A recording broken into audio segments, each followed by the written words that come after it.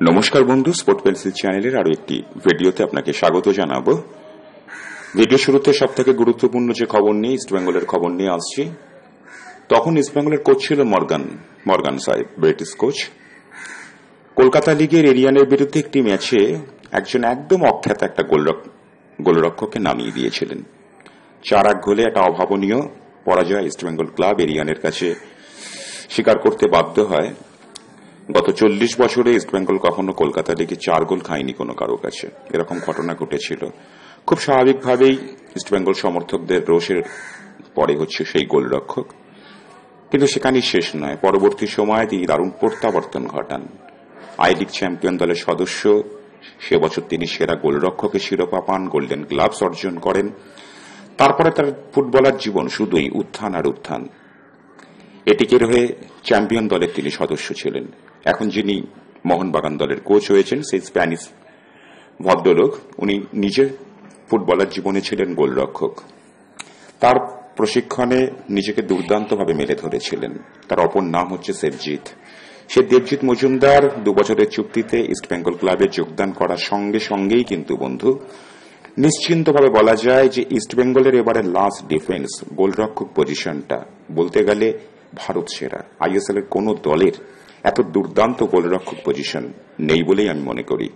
তার কারণ আরেকজন যিনি আছেন, প্রফসুকান সিং গিল, তিনি এবং দেবজিতের মানের গোলরক্ষক একটা দলে থাকা মানে সে দল গোল রক্ষার দিক থেকে 100% নিশ্চিত হতে পারে। বিশেষ করে গত মরশুমে এই 2 গোলরক্ষক তাদের নিজের নিজের দলের হয়ে যে পারফরমেন্সটা তুলে ধরেছেন, ধারাবাহিকভাবে ইস্টবেঙ্গলের গোলে খেলেছেন প্রফসুকান সিং গিল গোটা মরশুম জুড়ে একটি মাত্র ম্যাচ ছাড়া। এবং চেন্নাই দলের হয়ে দেবজিৎও কিন্তু সব থেকে বেশি গেম টাইম পেয়েছেন, নিজেকে প্রমাণ করেছেন। অনেকগুলো বছর হয়ে গেল ভারতীয় ফুটবলে দেবজিতের, কিন্তু তার প্রতিভা এখনো মরছে পড়েনি।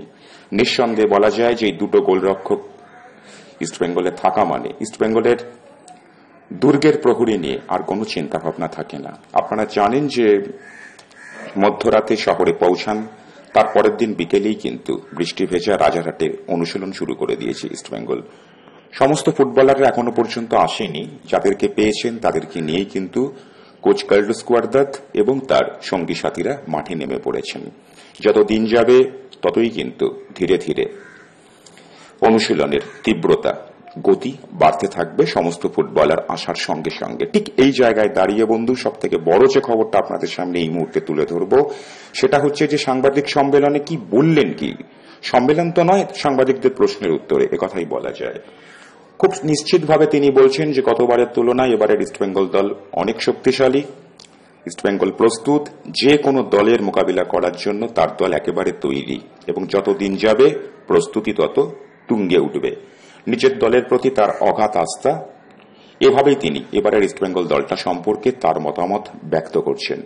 বেশ কিছু তরুণ প্রতিভা ইস্টবেঙ্গল ক্লাবে যোগদান করেছে এবারে, সেটা পুইয়া হোক বা আমাদের প্রভাত লাকড়া।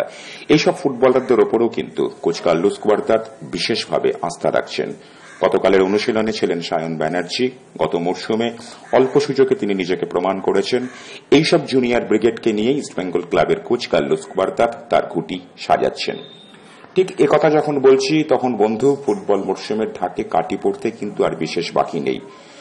প্রথমে ডুরান কবে শুরু কবে শেষ, 27 জুলাই 31 আগস্ট, তার মধ্যে কিন্তু গ্রুপ বিন্যাসটা হয়ে গেছে এবং ঠিক গতবারের মতোই কিন্তু একই গ্রুপে পড়ল মোহনবাগান ইস্টবেঙ্গল।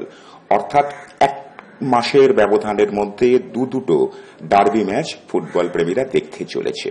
একটি 13 জুলাই কলকাতা লিগের ডার্বি এবং ডুরান কাপের গ্রুপ লিগের ডার্বিটা অনুষ্ঠিত হবে আগস্ট মাসের 18 তারিখে। 13 তারিখের ডার্বিটা খুব বেশি গুরুত্বপূর্ণ বলা চলবে না এ কারণের জন্য, যদিও মোহনিস্ট যেখানেই প্রতিদ্বন্দ্বিতা করে সেটাই গুরুত্বপূর্ণ। তবু বলবো যেহেতু 2 দলই তাদের রিজার্ভ দলকে মাঠে নামাচ্ছে, সেক্ষেত্রে মূল ডার্বি যেখানে 2 দল তাদের পূর্ণ শক্তি নিয়ে বা আসল শক্তি নিয়ে মাঠে নামবে, সেটা কিন্তু ডুরান কাপেই হচ্ছে আগামী 18 আগস্ট। গ্রুপে 4টে দল মোহনবাগান ছাড়া ইস্টবেঙ্গলের প্রতিপক্ষ থাকছে এয়ারফোর্সের দলটি থাকছে, আরেকটি দলও আমি এই মুহূর্তে তার নামটা ভুলে গেলাম বলে আপনাদের সামনে উল্লেখ করতে পারছি না আর কি। সব মিলিয়ে যা গ্রুপ বিন্যাস হয়েছে, গ্রুপ থেকে যেহেতু দুটো দল যাবে এবং তৃতীয় সেরা দল হয়েও কিন্তু প্রি কোয়ার্টার ফাইনালে ওঠার সুযোগ আছে, সেক্ষেত্রে নিশ্চিত থাকা যায় যে ডুরান্ড কাপের নকআউট পর্বে ইস্টবেঙ্গল ক্লাব উঠবে। গতবারের মতো পুনরাবৃত্তি হয় কিনা, যদি এমন হয় যে ফাইনালে আবারই দুই প্রধান মুখোমুখি হলো, সেক্ষেত্রে কিন্তু কলকাতার ফুটবল প্রেমীরা গত মরশুমের মতোই কিন্তু আরো বেশি করবে ডার্বি ম্যাচ দেখার সুযোগ পাওয়া যাবে। ডুরান্ড কাপের ম্যাচ ছড়িয়ে ছিটিয়ে দেশের অন্যান্য প্রান্তে হলেও মূল ম্যাচ সেমিফাইনাল ফাইনাল কিন্তু অনুষ্ঠিত হবে যৌভ্রাতী ক্রীড়াঙ্গনে। তাই ফুটবল প্রেমীদের এখন থেকেই কিন্তু উৎসাহ একেবারে তুঙ্গে পৌঁছে গেছে। ঠিক এরকম জায়গাতে দাঁড়িয়েই বন্ধু একটা কথা বলা যায় যে গতবারের থেকে শক্তিশালী দল ইস্টবেঙ্গল ক্লাব তৈরি করেছে, যদিও কিছু জায়গায় এখনো খামতি রয়ে গেছে, তবুও সে খামতির বিষয়গুলো নিয়ে ইতিমধ্যেই অনেক রকম কথাবার্তা আলোচনা হয়েছে। নতুন করে সে প্রসঙ্গ আনবো না, সেগুলো বলার জন্য আগামী দিনে অনেক সময় সুযোগ পাওয়া যাবে। আজকের দিনে দাঁড়িয়ে বলা যায় যে 27 জুলাই ডুরান্ড কাপ শুরু, পূর্ণ শক্তি নিয়ে অন্যান্য দলের সাথে ইস্টবেঙ্গল দলও খেলবে এবং যে সময় অনুশীলনটা শুরু হচ্ছে, আশাই করা যায় আগামী দিন কয়েকের মধ্যে সমস্ত ফুটবলাররা অনুশীলনে যোগ দেবেন। দূর দূরান্ত থেকে ফুটবলাররা, এমনকি বিদেশি ফুটবলাররাও কিন্তু আসতে শুরু করেছে। ঠিক এই জায়গায় দাঁড়িয়ে অনেকে ষষ্ঠ বিদেশিকে নিয়ে কথা বলছেন যে জর্ডান এলসি কি সত্যি করে ইস্টবেঙ্গল ক্লাবে আসছেন, তিনি আসছেন কি আসবেন না, এটা নিয়ে বন্ধু আজ রাতের ভিডিওতে বিস্তারিত কথা বলবো।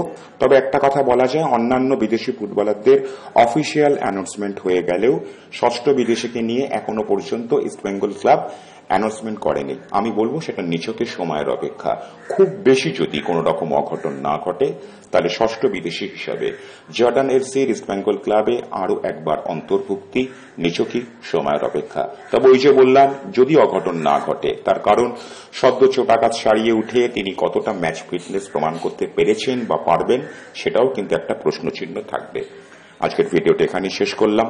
ধন্যবাদ।